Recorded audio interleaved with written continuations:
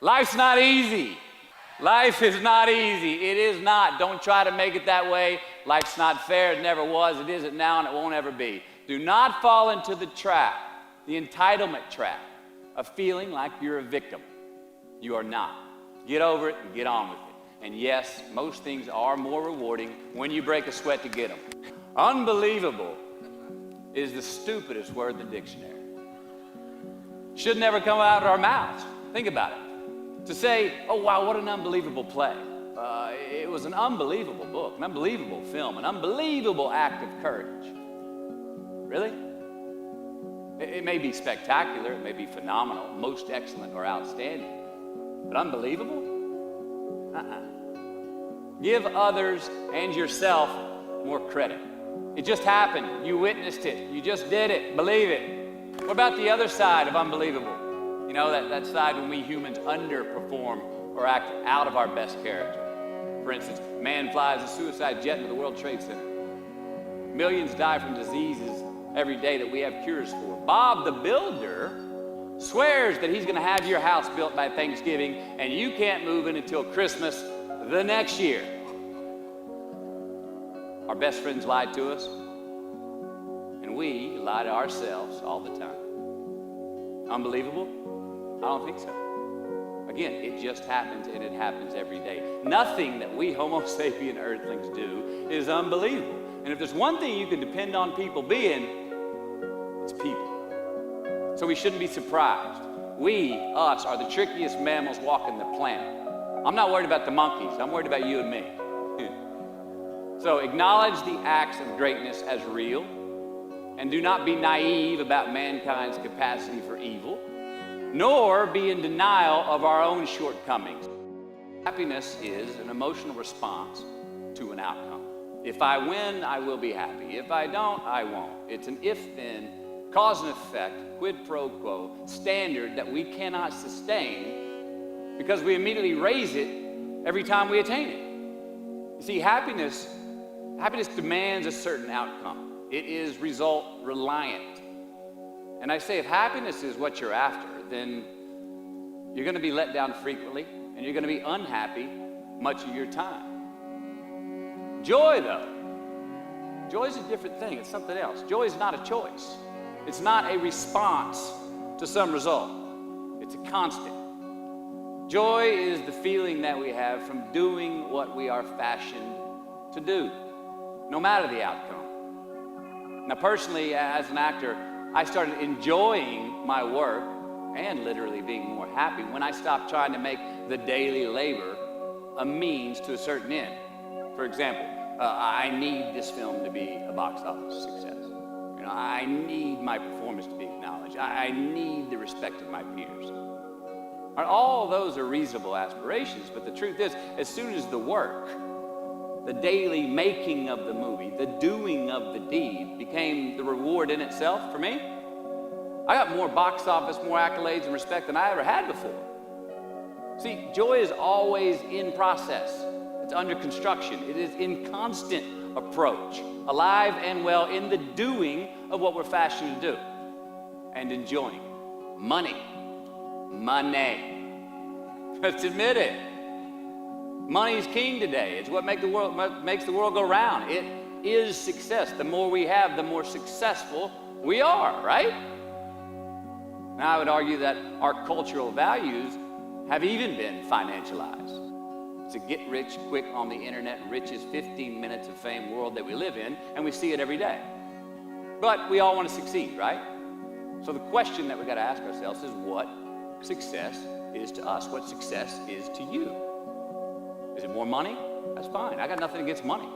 Maybe it's a healthy family.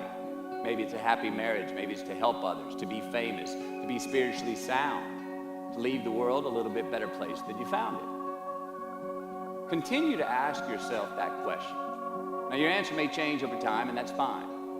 But do yourself this favor. Whatever your answer is, don't choose anything that will jeopardize your soul. Prioritize who you are, who you want to be, and don't spend time with anything that antagonizes your character. Be brave, take the hill, but first answer that question, what's my hill? So, me, how do I define success? Well, for me, it's a measurement of 5 things. We got fatherhood. We got being a good husband. We got my health, mind, body, and spirit. We got career, and we got friendships. These are what's important to me in my life right now. So I try to measure these 5 things each day. I check in with them. I like to see whether or not I'm in the debit section or the credit section with each one. For instance, sometimes say my career's rolling. All right, it's way up here in the black, but I see how my relationship with my wife maybe could use a little bit more of my attention. I got to pick up the slack on being a better husband. Get that one out of the red. Or say my spiritual health could use some maintenance.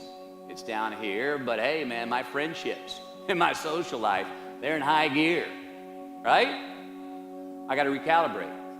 Checks and balances. I got to go to church. Remember to say thank you more often, something. But I got to take the tally because I want to keep all 5 in healthy shape. And I know that if I don't take care of them, if I don't keep up maintenance on them, one of them is going to get weak, man.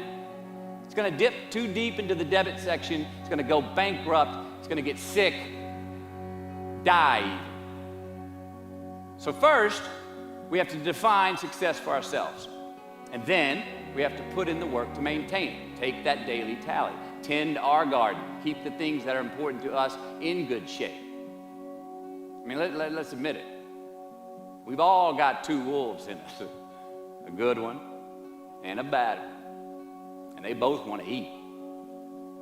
The best I can tell, we just got to feed that good one a little more than the other one. Process of elimination is the first step to our identity. AKA, where you are not is as important as where you are. It is just as important where we are not as it is where we are. Look, the first step that leads to our identity in life is usually not, I know who I am, I know who I am. That's not the first step. The first step's usually, I know who I am not. Process of elimination. Defining ourselves by what we are not is the first step that leads us to really knowing who we are. You know that group of friends that you hang out with that really might not bring out the best in you? You know, they gossip too much or they're kind of shady. They really aren't going to be there for you in a pinch. Or how about that bar that we keep going to that we always seem to have the worst hangover from?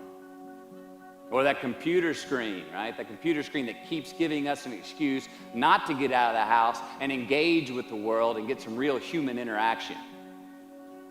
Or how about that food that we keep eating, the stuff that tastes so good going down, it makes us feel like crap the next week, when we feel lethargic and we keep putting on weight? Well, those people, those places, those things, stop giving them your time and energy. Just don't go there. I mean, put them down. And when you do this, when you do put them down, when you quit going there, and you quit giving them your time, you inadvertently find yourself spending more time and in more places that are healthy for you, that bring you more joy. Why?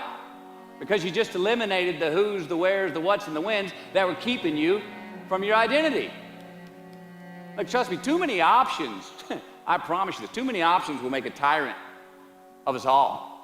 All right, so get rid of the excess, the wasted time. Decrease your options. If you do this, you will have accidentally, almost innocently, put in front of you what is important to you by process of elimination. Knowing who we are is hard. It's hard. So give yourself a break. Eliminate who you are not first, and you're going to find yourself where you need to be.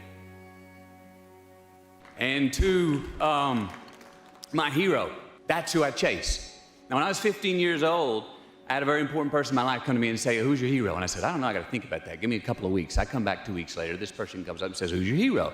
I said, I thought about it. You know who it is? I said, it's me in 10 years. So I turned 25 10 years later. That same person comes to me and goes, so are you a hero? And I was like, not even close. No. She said, why? I said, because my hero is me at 35. So you see, every day, every week, every month, and every year of my life, my hero is always 10 years away. I'm never going to be my hero. I'm not going to attain that. I know I'm not. And that's just fine with me because that keeps me with somebody to keep on chasing. So to any of us, whatever those things are, whatever it is we look up to, whatever it is we look forward to, and whoever it is we're chasing, to that I say amen. To that I say, all right, all right, all right.